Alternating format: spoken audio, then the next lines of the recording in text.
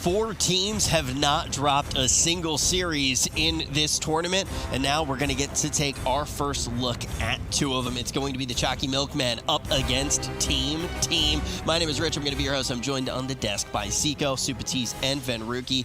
And I want to kind of, now that we're taking like that brief pause, now we move into the upper portion of the bracket. I kind of want to talk about some of the stuff that we did hit at the beginning of the day for anyone who is just tuning in right now, just waking up, you know, maybe had a long night of queuing themselves, and they're like, oh, look, the tournament's on. I think one of the main things that we do need to talk about is what we see with trinkets right now. We see basically 2 trinkets, 1 offensive, 1 defensive, really making up a large field of the play, and we expect to see that again. So for Zico, anyone who didn't hear what we were saying about the trinkets, what should they expect to see?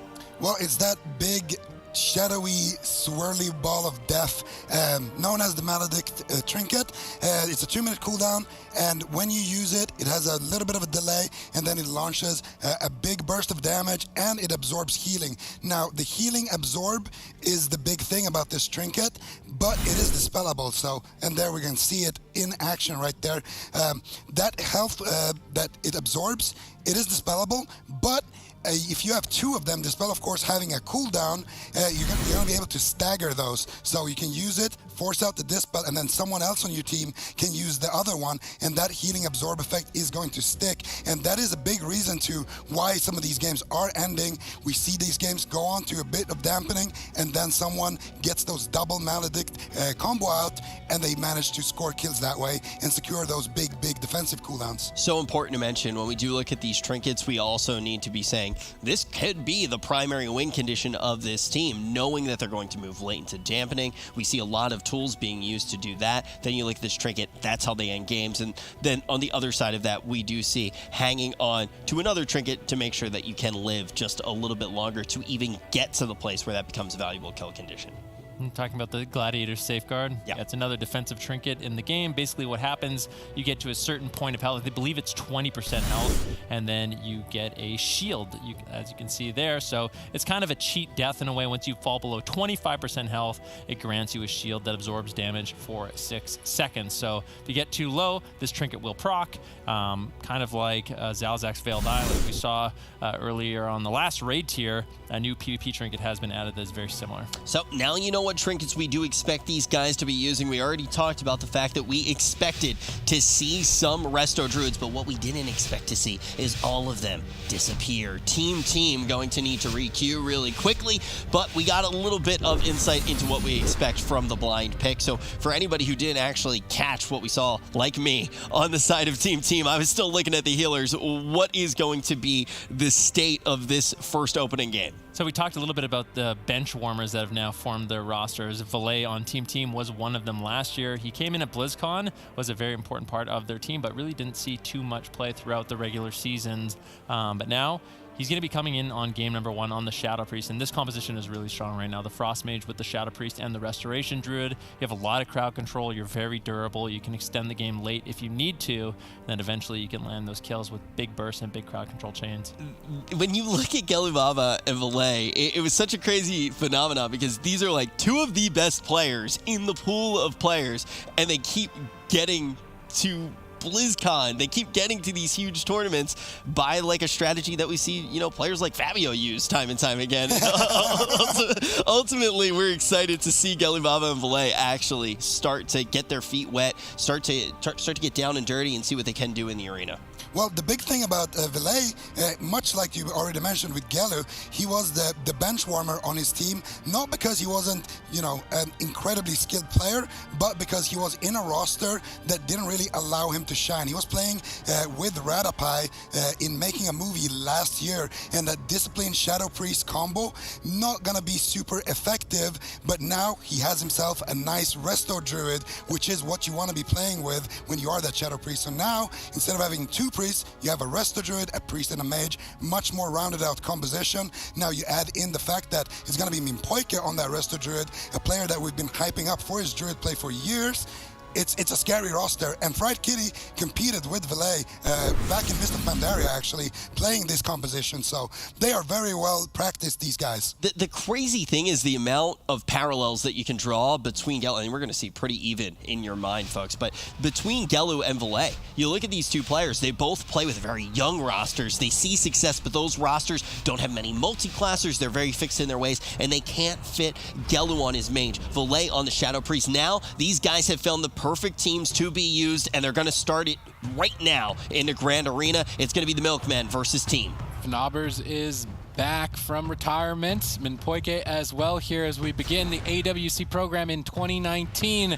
It's a battle of the best here today. Gelu Baba already lining up some greater pyro blasts, and those can be quite devastating as he actually gets 2 off in a row, looking for an early kill on Valet. Tons of damage connecting. Great crowd control by the Chalky Milkmen early on, as Valet is still now forced to trade Dispersion. That early assault, banking them a powerful defensive cooldown from the Shadow Priest, and the chain on Minpoike continues. Yeah, Minpoike forced to trinket out, as well as to use the Iron Bark on Valet. So a big victory there for Chalky Milkman in the opener, but that really falls back on these greater Power Blasts that Gelu was able to get off. Another one casted out, but unfortunately gets cycloned up there by Fnaubers. So the damage does get avoided by Valet in the meantime. And Poike now into a Quaking Palm. Big burst damage onto Valet once again. He trinkets out of the Kidney Shot, trying to get out of the Smoke Bomb, but this is actually really scary for Valet. Still has the Void Shift, has to use it as well on the Fried Kitty. This is a horrible start for Team.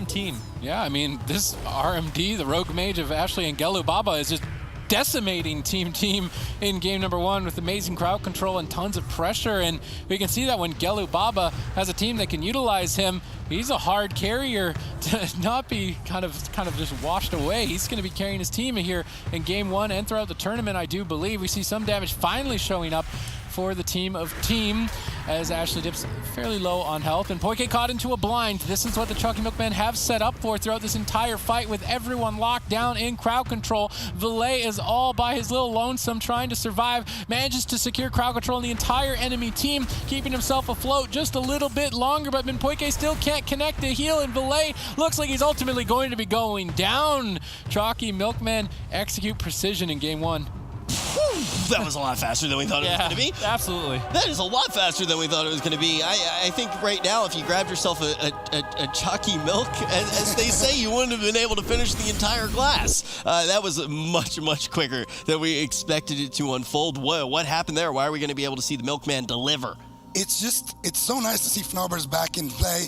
So aggressive right off the get-go. They get incredible crowd control here. The Chalky Milkman onto Minpoike off the back of that of the bash of Fnaubers. They get the polymorphs, they get the cyclones, and it all started off with that bad opener. Valet getting double greater pyroed, and then they managed to ride that pressure, forcing out the trinket, the dispersion, and the void shift here from Team, and that's just gonna open up the game completely. Ashley not even committed his blind yet, and then they just need to set up for that big blind setup with a blind into a polymorph from Minpoike, get that CC chain going, and all of a sudden, Valet is going to have nothing left in his arsenal, and he's going to go down. I think Fnaubers, too, when you do talk about it, we expected to maybe even see him last year. A lot of talk around if he was going to join XRB. Obviously, Looney, one of those other players who is in those top players, those top druids that you expect to see. Now we see Fnaubers finally finding a team of his own, and we're going to see exactly what Zico did mention here is Valet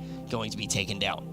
Now, what do we expect to see change out of Team? Do you think that they're going to be changing anything now that we move away from the blind pick, Van? I think basically what happened for Team is things snowballed out of control. They just had such a bad opener where they had to overlap a lot of defensive cooldowns, trading out the dispersion, the priest trinket as well as Minpoike's trinket, not even on the blind, just because of how much burst damage came out initially. If they can prevent that by using the line of sight a little bit earlier on, I feel like their defensive cooldowns do trade really well into this rogue mage. They should be able to extend the game a lot longer. I just think they got outplayed, to be honest, taken by surprise. And this is something that we don't necessarily expect to see, right? This is something that very quickly does snowball. One bad opener going to create that. Do you think that the Milkmen are going to be coming out swinging again, Supatis, maybe look for another potentially quick win? I wonder if we're going to see Acro come in at all in this series, and mirror match the Choccy Milkmen, I think that might be a better option for them because that matchup felt fairly one-sided. They can, of course, avoid the Greater Pyroblasts better than they did, as Venrique already alluded to, by just line of sighting it or simply casting a faster ability. So Polymorph is faster than Greater Pyroblast. So if you see Greater Pyroblast cast, you cast Polymorph on that target and you stop it before it finishes. There's a lot of ways to kind of deny it that they just didn't do, and Gelu was able to get Dispersion as a result of it. So obviously, Team, which is going to get increasingly difficult to say, is going to have a lot of ways to stop that. But if they don't, then they're going to trade cooldowns where they otherwise wouldn't have to. Just call them team. Yeah. It works. It gets maybe a little confusing because you think you're talking about the other team. That's why we usually name teams, you know. But I will say, this is a little bit greedy. Sometimes you sit here on the desk, maybe you're watching at home. I know I'm the same way when I'm watching, and even if you are cheering for a team, you just want one particular thing because it's the most fun to watch. I just want to make sure I see Gelu, and I want to make sure I see Valet in every single one of these games. Even if it isn't the winning thing, we haven't gotten to see these guys play in quite some time. They have that lifeline as well. I just want to see what these guys can do. Do you think that if team sticks to their guns and they play this composition that they played and they go into what they just saw from the Milkmen, they do have opportunities to win? Well, I just think that Team, they knew what the Choccy Milkmen were going to be running. They know Choccy Milkmen, they have RMP and RMD. Right now, RMD, of course, a little bit superior due to those Druid buffs we were talking about earlier. So they knew they were going to be going most likely against an RMD. They decided to not go with the Mirror, decided to instead go with their Shatter, or God Comp as we call it, the Shadow Priest Mage Druid. And it just didn't work out. Bad opener. I think they should shake it off and still stick with their original game plan and see how it would play out in a scenario where they don't fall that far behind right away. And then if that doesn't work, maybe we'll see Acro come in for a potential mirror match. I'm really excited to see, if these guys keep on trucking. They're currently in the upper portion of the bracket. They're some of the scariest teams in this tournament. Curious to see, they make it to LAN. What their logos look like, right? Choccy Milkman versus team. I don't know what that one's going to look like. I do know, though, what the next game is going to look like a little bit. We see Ashmane's Fall going to be locked in here, and then the Choccy Milkman going to be able to employ Gelu on the Mage again and Ashley on the Rogue. Team's chance to offer. What do you think we will see? I feel like once again they have to go with that shatter play. I don't feel like it's as bad a matchup as that last game might have led us to believe, just because of what a horrible opener they had. So I do think they can fall back on that composition. I think it's probably one of their most practiced compositions, and they could definitely give Choccy Milkmen a run for their money. But Choccy Milkmen, they've been making a tear in this tournament. They're actually the team that knocked Method Black down into the lower bracket. Yeah, I think it's fair to say Gelu definitely on fire here, Sid, and we don't expect anything less from him. You're just keeping the puns going, aren't you? I missed you, man. I missed you. I missed this. But yeah, I mean, look, Gelu, this is the player that one of the players I was the most excited for. This matchup in particular with all of these guys, like so many players too. I do want to bring up so many healers in particular coming back, Zico, out of nowhere and just still looking great is really exciting to watch. Yeah, in the European scene, I mean, we didn't really see Lontar have a solid team last season. He, of course, is still in the lower bracket. Hydra returning. I mean, Poikis picked up another new team. Fnobers is back. There's so many new and old returning healers here in the scene, and they all have looked incredible so far. And I'm just excited to see who is going to be the team that comes out ahead. Are we going to see someone like Chaz still kind of stay on that throne, or are we going to see someone maybe challenge him on there? It's also really crazy, too, because we talk about last BlizzCon, right? And all of a sudden, if you're an NA fan, you're like, shamans are really good. This is awesome. North America, typically the home of some of the best resto shamans. And what do we see? We ultimately see the first grand final ever at BlizzCon history between two NA teams, and it happens to be on our stage. Now, it seems to be the year of the Druid, Minpoike, and Acrolaws going to be coming in here. So we have a little bit off mirror. We're going to have the Rogue Mage. Fried Kitty going to be on the Frost. How did these two Rogue Mage compositions go head-to-head, Supatis? I mean, as the Frost Mage, you get access to 2 ice blocks through a spell called Cold Snap, whereas Fire, you only get 1 ice block, but typically Fire's damage is a bit easier to get off during your burst windows, whereas Frost needs to be much more turreted down and generate its damage. Fire's more on the go and on the fly, so you trade off defense for a bit more immediate offense. I'm not sure exactly how the matchup's going to play with the Maledict trinket also being introduced, because that's going to be benefiting the Fire Mage more frequently, but also benefiting the really big burst moments on the Frost Mage. So this is like the first time we're seeing these matchups really played with it. So it's, in the past, Fire used to have the edge, but I'm not sure now with the new trinket if it's still the same. What do you think, Zico? Well, actually, I've cheated a little bit. I watched some of the offline games yesterday between Temple Storm against Surprise Effect, and it wasn't a Druid mirror, it was an RMP versus RMD, but the Fire Mage did come out ahead from the side of Temple Storm. So I think the Fire Mage, of course, packs a little bit more of a punch. You have the Greater Pyro, of course, and you have more upfront burst damage, more kill opportunity in general. But the Frost Mage, if the game goes on for a longer period of time, that extra defense and the fact that it's so easy to get the damage off as a Frost Mage, you just press the orb and spam all your instants, it's going to be more devastating the longer the game goes on. So if team can hold on for long enough, they will have an advantage. But I expect the Choccy Milkman to come out swinging right off the get-go, and it's up to team to kind of deflect that aggression in the start. We saw how fast that first game did go. Will team be able to hold on? Will they have a stronger opener? We find out right now. Yeah, Gelu's going to be pushing in, putting a little pressure on Fried Kitty. Both mages just exchanging damage, but as a Frost Mage, you really don't want to mess with that Greater Power Blast. So if Gelu can cast those out, it is likely Acro has to stop him, and that is what happens. Blind over on the Fnobbers. He trinkets out immediately, does not want to fall behind. And it looks like team, they're getting aggressive early on. And Kitty shot now over onto Acro, but Ashley gets spam polymorph by Fried Kitty, and he manages to deny that situation. Yeah, we really haven't solidified which target is the optimal one. It does appear to be that Gelu Baba is the target for team, and Acro is the target for Choccy Milkman early on. Acro pre-activates Feint, expecting an incoming stun and trying to read the situation, but that stun no longer available. Fnobber's locked down in crowd control. This is dangerous for Gelu Baba. Great crowd control by Minpoike as well, and team are doing a much better job here in game number 2 in terms of offense. Maledict connects. That's going to be absorbing a lot of healing. He needs to be careful as that Cauterize will also be absorbed if he gets bursted down too heavily. Ray of Frost gets interrupted by Gelu, but I would say that team are in a much stronger position here in game 2. Minpoike on fire with these Cyclones. Yeah, nice Cyclone on Gelu on that Iron Bar coming in from Fnobbers. It's going to make it more difficult for Fnobbers to actually top him off, but finally able to land some heals. Gelu going to be okay. Kidney shot over on Acro, but once again gets denied by Minpoike. Like you said, Minpoike on fire so far in this matchup. He's completely controlling Ashley across the map with those triple Cyclones and Entangling Roots. They drop the Smoke Bomb on Gelu Baba with no Gliders Medallion. He cannot escape that. Fnobbers goes for a Tranquility, which heals through it. Smart move.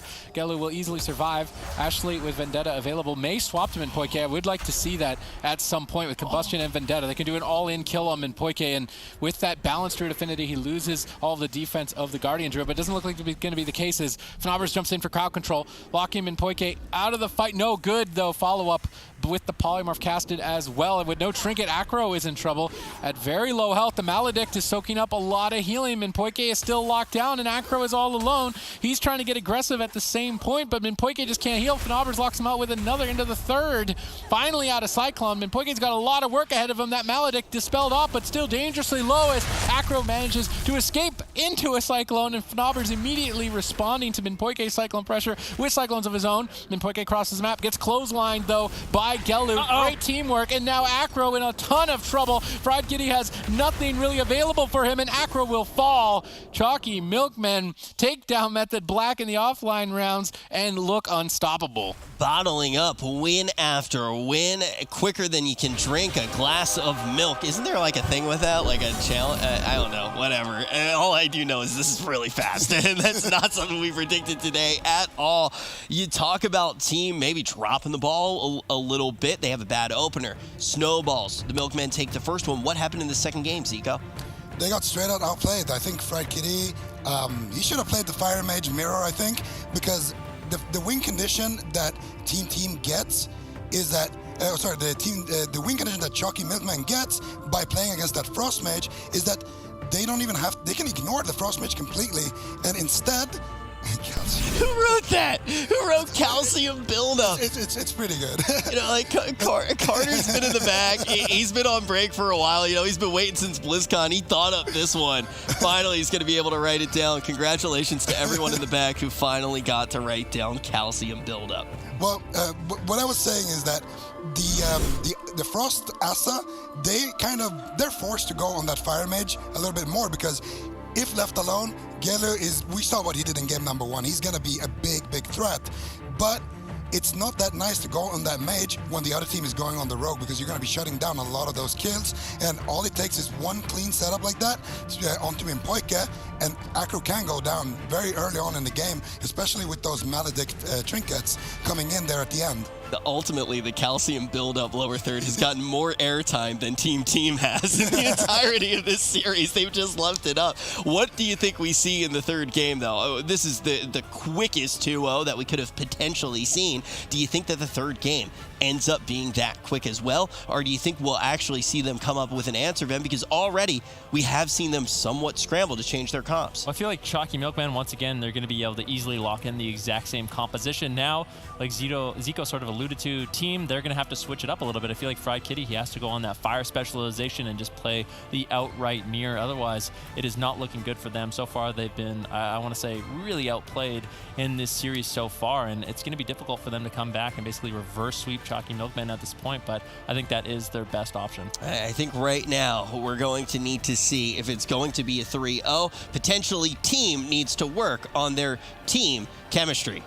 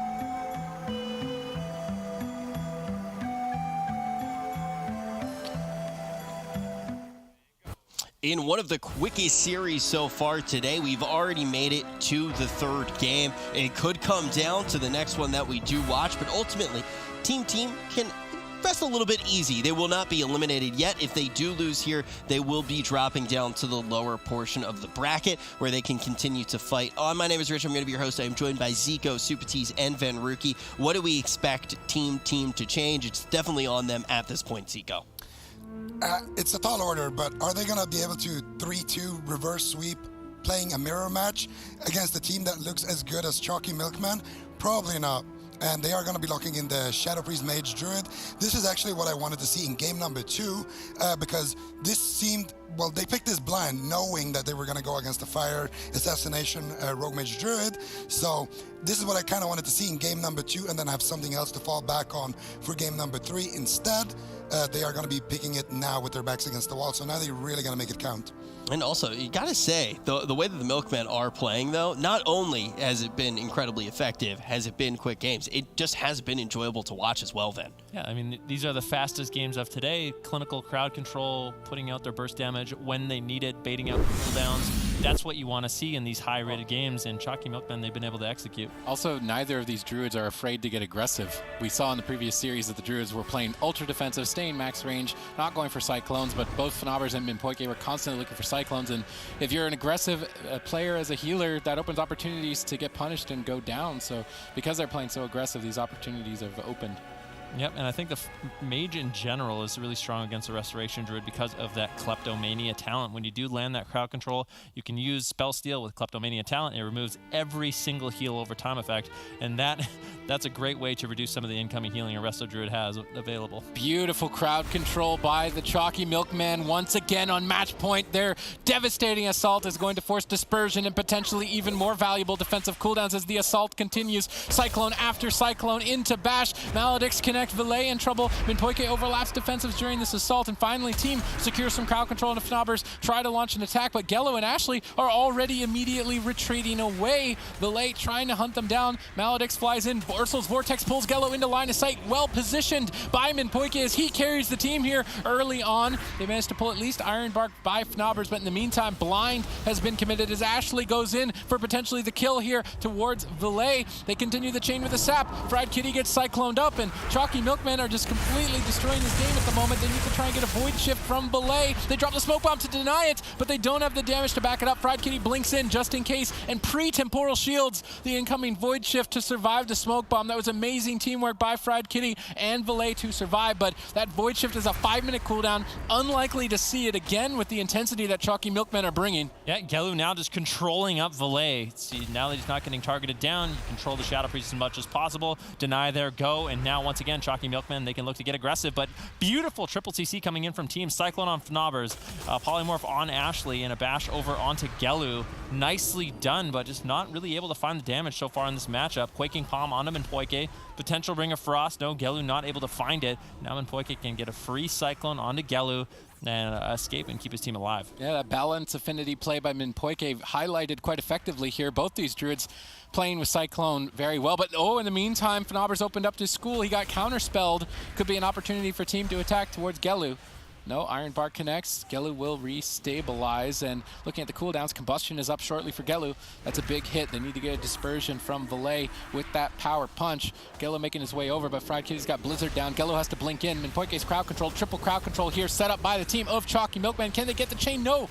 There's a gap in the crowd control. Minpoike, they connect the defense, but then they overlap it, and then they get the Polymorph off the back end of it. This could be devastating, potentially. Valet, once again, hard carries with triple crowd control, stalling out the kill just that little bit longer. Greater. But with Maledict and a Greater Pyroblast incoming, Valet's on the run. It's match point. Will they fall down to the lower bracket? Ashley commits crowd control to Minpoike. Greater Pyroblast being channeled. Tons of damage. Valet dips low. Fnabbers keeps the chain going, and it's almost like Fnabbers never even left. Huge damage coming in. Valet barely staying alive. Yeah, blind on Mempoike. It is unfortunately diminishing return. Ashley looking for more crowd control. Manages to find the Garrote. No sap because it was DR with that Dragon's Breath or a Cyclone. Now Valet cycloned up low. Healing gets denied by Mempoike. If they can find any crowd control, Mempoike, Valet has nothing left in this situation. He has no Void Shift. Mempoike tops him off before any incoming crowd control. Nicely done. Team manages to stay alive for a little bit, but their offense just isn't that great. They can't find the damage they need. They're struggling to stay alive. Cyclone on Mempoike. Valet still in a lot in trouble, using his Vampiric Embrace to try to get some healing, but the Greater Pyroblast is going to get Valet dangerously low. With the line of sight Valet and Mempoike have, good teamwork, they managed to escape for now. They picked Tolvaron Arena, the largest map in the pool, to try and take advantage of having a Frost Mage and a Shadow Priest, both ranged classes, but Gelu's Greater Pyroblast is a bigger threat than both of them can bring combined, and because of that, every time he gets a couple off, it's a cooldown or potentially a kill here, as Valet gets Cycloned at low health. Mempoike moves into Cyclone Fnobbers, but they can't get anything off the back end of this. There's a Greater Pyroblast being channeled, gets line of sighted. Valet is going to have to hug this pillar for dear life if he wants to stay in this fight into dampening, but Choccy Milkman, their setups have been immaculate throughout, and I'm not sure how much longer he can really keep this up. Meteor connects, and Poike makes his way over, manages to connect some heal over time effects to Valet as he starts to stabilize. Let's look at Gladiator's medallions right here. Valet sets up crowd control with a stun. Good setup here by the team of team, as Ashley doesn't have cooldowns for 14 more seconds. It's tons of damage out of nowhere as they pull off a miracle. Ashley goes down, and team stay in the series. Bringing this up, they need 2 more to stay in it. Such a crazy turnaround going to come out here from team, and Zico. How on earth was Ashley taken down after all of that? Well, Ashley just committed all of his offense, and he overextended there a little bit, and all of a sudden, team, they found that opportunity, and they managed to take him down. Doesn't have his Cloak of Shadows, doesn't have his Vanish, because he burned it earlier when he went for that sap, and all of a sudden, they're going to be able to pick that one up. But it wasn't clean. I got to say, the Chalky Milkman, for once, they spilled some milk. There was a moment in this game where Valet had nothing left, and Poike is playing Relentless, of course, as you can see, which means that he does not have that trinket, and Ashley went for that DR blind onto Poike. Fnobbers actually cloned up Valet, so if he cloned that Valet, let that DR fall onto Poike, they could have had a full blind sap there, and there would have been nothing for Valet to do. So I expect the Chalky Milkmen, of course, to keep rolling with the pressure that they have so far, because they're looking very hot still. Yeah, I mean, you talk about how difficult it would be to completely turn around this series and get those 3 back-to-back-to-back wins. But you also need to look at team and say, this is ultimately a squad where if they do see an opening, they can find it, they can actually execute and take it down, which means they are still a team where we fully understand how they did get here into the upper portion of the bracket, and we expect them to be a threat even if they do drop down to the lower portion of the bracket. But we talk about the Chalky Milkmen not crying over spilt milk. How easy do you think it is going to be for them getting into the next game and potentially getting a win as quickly as they did in the first 2 games? Well, I think the map selection is going to play a huge factor. For me, Chalky Milkman, they're going to play a small map like Hook Point, or I was going to say Ruins of Lordaeron, because what made it difficult in that last matchup for them to actually secure the kill was Fried Kitty. He just puts all these snares on Gelu, and as the Fire Mage, it can be difficult to chase. So he's just snared up by 50% or 65%, trying to chase around this pillar, and unfortunately it becomes very difficult to get the damage rolling. But on this map with the smaller pillars, it's way more difficult for Valet to actually escape the Fire Mage damage, and if they put out that same sort of pressure with the same amount of crowd control, I feel like he's not going to be able to survive nearly as easily. And as we do get into this next game as well, Sid, what do you expect to see these guys using? I think with the Chalky Milkman, it's a little bit easier to predict, but we've seen team bring a wide array of tools so far. I think you keep Valet in. I don't know. He's kind of the one getting pressured throughout the entire game, and he's still the one that ultimately set up for the kill. Had the awareness, good coordination. I think it's important in this series that Valet stays in. He seems to be playing at top-notch level. The first game was a bit of a throwaway. Second game, Mir looked kind of shaky, so I think it would be wise to keep him in, but the map doesn't make it that easy to do. So they may go to a Mir, and obviously they're going to want to run the clock to really think it through, because if they lose this, they go down to the lower bracket, and there's a lot of scary teams down there. But yeah, Valet, he's going to be staying in the fight, and I'm glad to see that. Yeah, now we've talked about a lot of things and how they look in this current season. Shadow Priest in particular, Zico, how do they look to you? Well, Shadow Freeze, they were really, really strong last time we saw them over at BlizzCon, and that was because they were very durable. They had a lot of healing for the team, a lot of utility to prolong the game. Then Shadow Freeze actually got reworked a little bit, and now all of a sudden they're more kind of closer to what they were in Legion, where you want to ramp up your insanity, get that void form off, and then do big damage. And they have gotten a lot of nice tools as well in BFA. They got the Leap of Fate, they got their Disarm stun back, they got Silence, they got a lot of lockdown. So you just want to see Valet basically get his insanity up as high as possible, and then activate that void form when he has that Silence onto Minpoike, maybe a stun into Acro, and then we can see to Fnobers and Gellu. And then we can see maybe Minpoike follow that up with a Bash and a Cyclone and really get the momentum rolling that way. But primarily, it's going to still be defense. They still need to survive the aggression from the Choccy Milkmen and then fight back when they're running, like we saw in Pulveron. Yeah, I think when you do look at the Milkmen as well and how quickly they have been able to find these openings on team in the past, when we're sitting down in this next game, what do we look for? How do we potentially catch an opening that is bad for a team that will allow the Milkmen to go quick? Well, basically, Valet, he's going to get stunned. The Rogue, obviously, he has the stealth, he has the opener. So they're going to be opening up onto Valet. They're going to get some kind of cooldown, presumably in that opener. But then when Valet is on that diminishing return, which means that he's not going to be able to get stunned anymore from that kidney shot, that's when we're going to see the Choccy Milkmen kind of pull back a little bit. And that is a good opportunity for team to push in and try to be aggressive. Minpoike, he's not going to be scared of getting crowd controlled. He was just crowd controlled, right? So he's going to be able to push in onto Fnobers and try to set something up similarly to what we just saw. Yeah, it is really cool as well when you kind of sit down and you say, okay, what happened in these offline games, and seeing the teams that these guys did have to go against already on fire in this tournament. But here, it looks like the Milkmen may potentially have team's number. Team was able to grab a rebuttal in that last game. Will they be able to keep it going and extend it to Game 5, or will they be dropped down to the lower portion of the bracket? And Hook Point is the setting here for potentially the match point of the series. This is a map brought in with Battle for Azeroth. It's a close, quartered, quick combat map and quite easy to traverse. So you have to be very careful of targets switching or healer rundowns. And Ashley positioned quite closely to Minpoike, but already in combat denying a sap. Ashley sprints over for a cheap shot so that Gellu can continue the chain of crowd control with all three members locked down on the side of team. Valet could be in a bit of trouble, but he crowd controls Ashley with that quaking palm into a mind control. Bit of a cheeky play by Valet, but it bought enough time that Minpoike is now no longer crowd controlled and easily survives. And this is the best start to a game that team has had in this series. Yeah, and now they get to get aggressive. Nover's not in any crowd control though. Gellu trinkets out of that stun, wanting to remain aggressive and just to survive, looking for the greater power blast on Valet once again. But like you said, team, they had such a great start, perfect positioning. Valet able to just crowd control Ashley with the Pandaren racial quaking palm into a mind control that completely shut down their opener.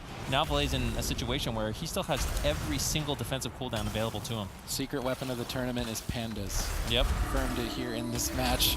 Pandaren racial quite effective at stopping damage and starting crowd control chains, but in the meantime, Minpoike locked in the Cyclone and devastation across towards Valet. Fried Kitty locked down in Polymorph.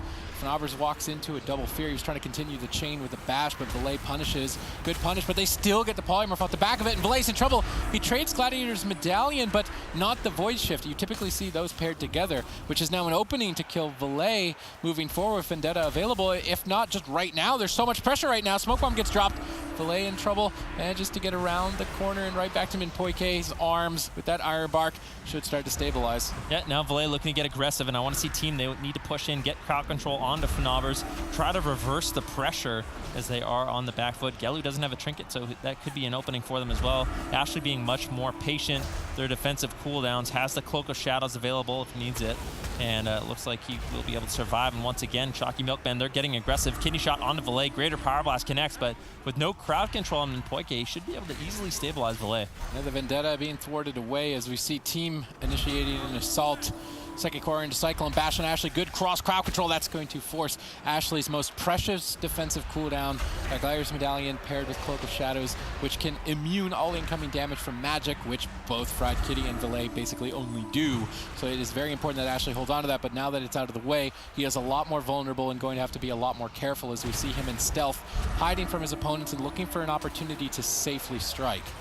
Yeah, and Gelu's still looking for those greater power blasts, but like you talked about, Sid, Valet, one of the ways he can counter that is with a mind control. If you simply cast something a little bit quicker, you can prevent the greater power blast like we just saw, but can backfire. If you get interrupted on that mind control, then all of a sudden you can't use your Fade, you can't use your Dispersion, and you become very vulnerable, so you have to be very careful with that out of line of sight, but it is so far working out for them, shutting down Gelu. Ashley is literally just staying in stealth, now going for a blind attack from stealth, but not able to really get any damage with the blind, effectively wasting it here unless they can manage a dispersion off the back end of this, but I don't believe so. And Ashley waited the better part of a minute to do basically nothing in that exchange, and now is exposed.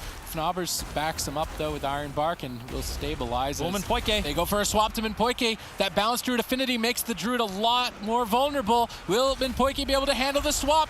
Double Maledicts, tons of damage, triple Maledicts, huge damage. Void Shift redirects the health back to Valet, allowing Minpoike to breathe and recover. Just do that once again. I really feel like Gelu can take advantage of the positioning on this map, get this damage out. Now Valet's in a little bit of trouble, and Minpoike trying to play catch up with the Iron Bark, but I think he actually committed it onto himself. No, it was on Valet, so Valet should ultimately survive here with the Vampiric Embrace as well, but Gelu, with the greater Power Blast, he can just be free casting them, find these opportunities throughout the game, and Poike still in crowd control. Nice Master Spell coming in from Valet to free him up.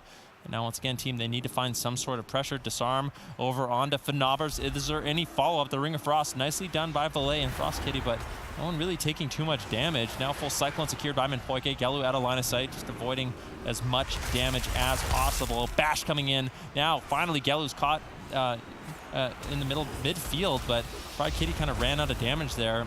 Fnaubers is going to dispel off all of the Shadowpriest dots, and I think Gelu should be able to survive here with this Iron Bark and Safeguard. Yeah, Valet getting run down by Ashley with Vendetta activated. Ashley does a ton more damage, but not enough to even force Dispersion, which is typically the trade you see for that cooldown.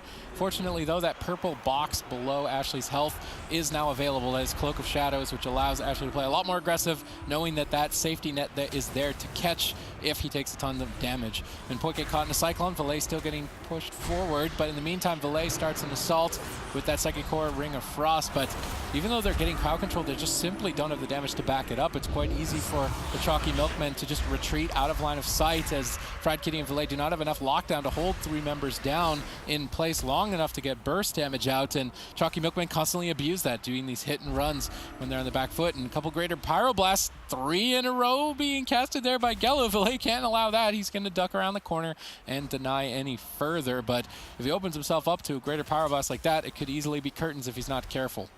Yep, there's no question about it. 5% dampening now, so it's going to become more and more difficult for these Restoration Druids. Kidney Shot now on Minpoike. Barskin gets used as well. They make another swap onto him. He's getting lower. Safeguard comes in. Minpoike trying to escape, but he can't get rid of these Maledicts coming in from Fnaubers. And Minpoike is getting low. They could take him down right here, right now. If Gelu has any more damage, Ashley has to be able to reconnect, but nice peels coming in from team, keeping Minpoike alive in this matchup. All right, Minpoike once again survives the swap, which can be devastating on hook point, such as close-quartered map. It's difficult as a healer to have the range away from any incoming attacks or crowd control. In the meantime, team secure crowd control. They might be looking to put this to a game 5 as Ashley dips below about 50% health, but not enough damage to follow up any real threat. We do see Valet getting interrupted. Minpoike locked down in a Quaking Palm. Ring of Frost, good crowd control, but where's the damage? They need just a tiny bit more to take down Valet here with the Kidney Shot. They do manage to pull at least Dispersion from him, which is now a defensive no longer available as dampening ramps up. Chalky Milkmen have the mana lead, they have the cooldown lead, they have the pressure lead, and it's looking more and more in their favor. Team need a miracle, although they did manage to pull one off the last game. It may be unlikely as so long as the Chalky Milkmen don't throw. Yep. Valet, he's going to be line of sighting, try to avoid damage. What Chalky Milkmen need to do, they need to get the Iron Bark from Mpoike. There it is. They get the Iron Bark, but that's Zim Vendetta. Valet might just die through Iron Bark. Polymorph on Mpoike. They have really no way to get out of that. Valet barely surviving, trying to get in line of sight of Mpoike, trying to slow down the crowd control, pushing forward. Silence on Fnobbers. Now a blind on Mpoike. Valet really nothing, looking for the mind controls. Mpoike has to get out of crowd control.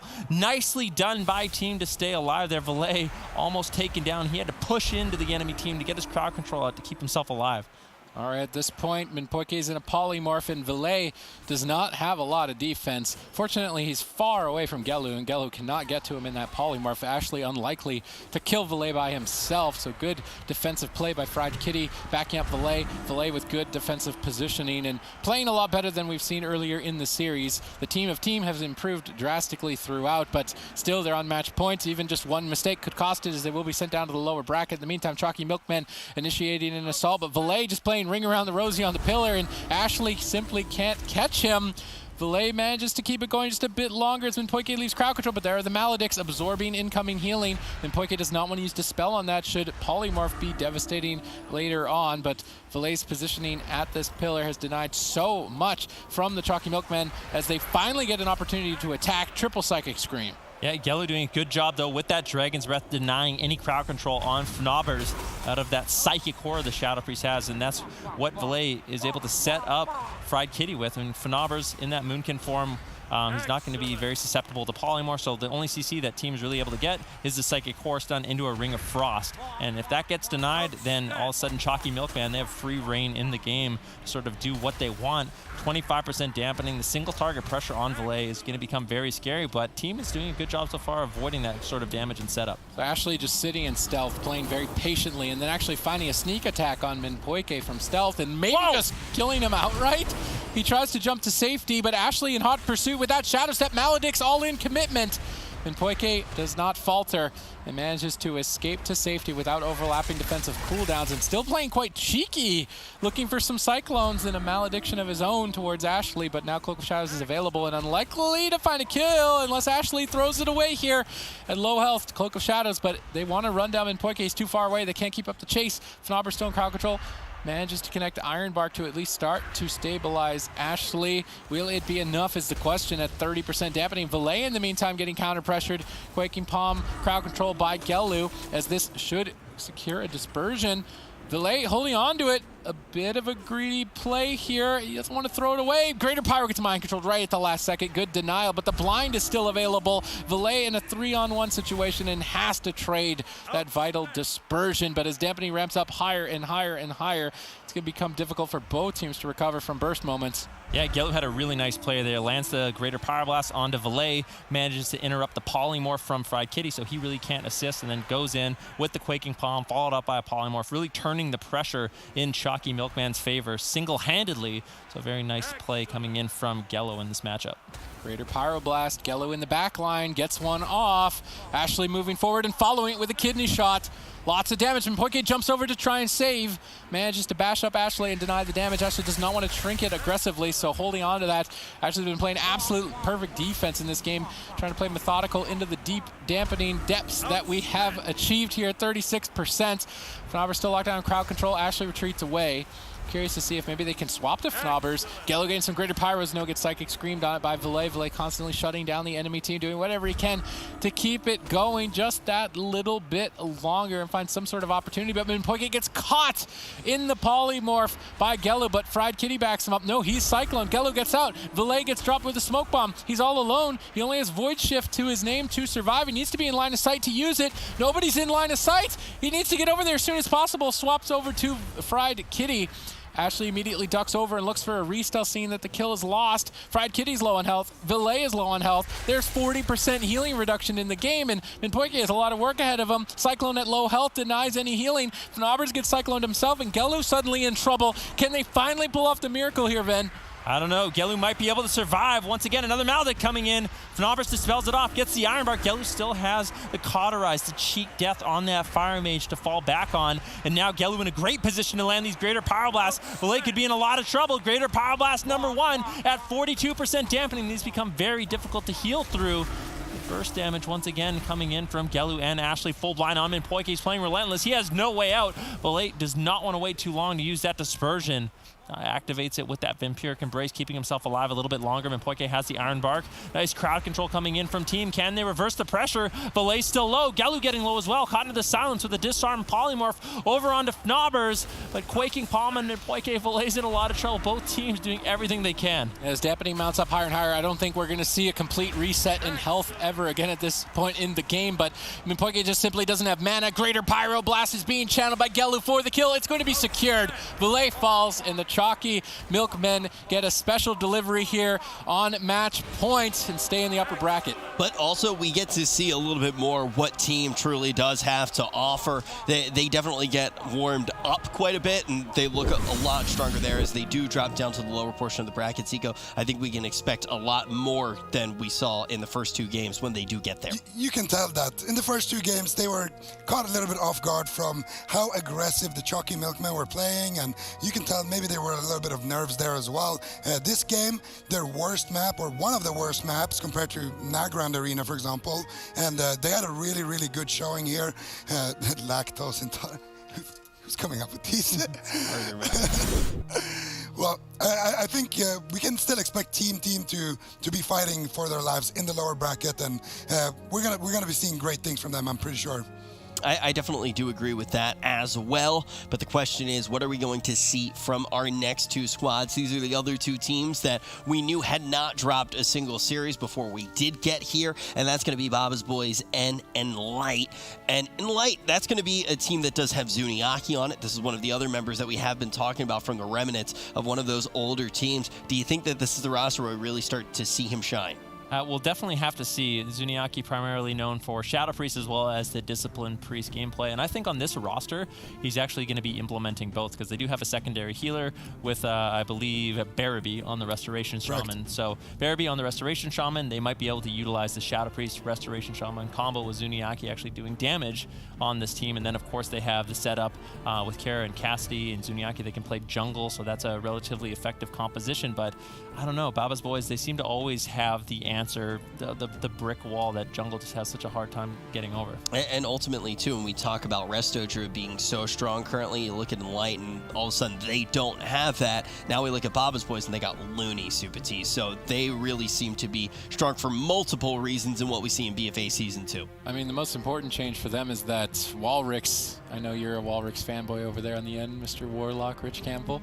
Walrix has been substituted out for Maro, a mage, which in the short term seems to be advantageous with the Elemental Shaman and Mage being a powerful composition, at least on the ladder. We haven't seen it executed in the tournament just yet. So in the short term, it seems to be a wise decision. He also brings in the balance druid, but in the long term, it's typically not known. I don't know any player that is a masterful warlock and a masterful mage at the same time. So it's quite a distinct exchange of those players on this roster in particular. And I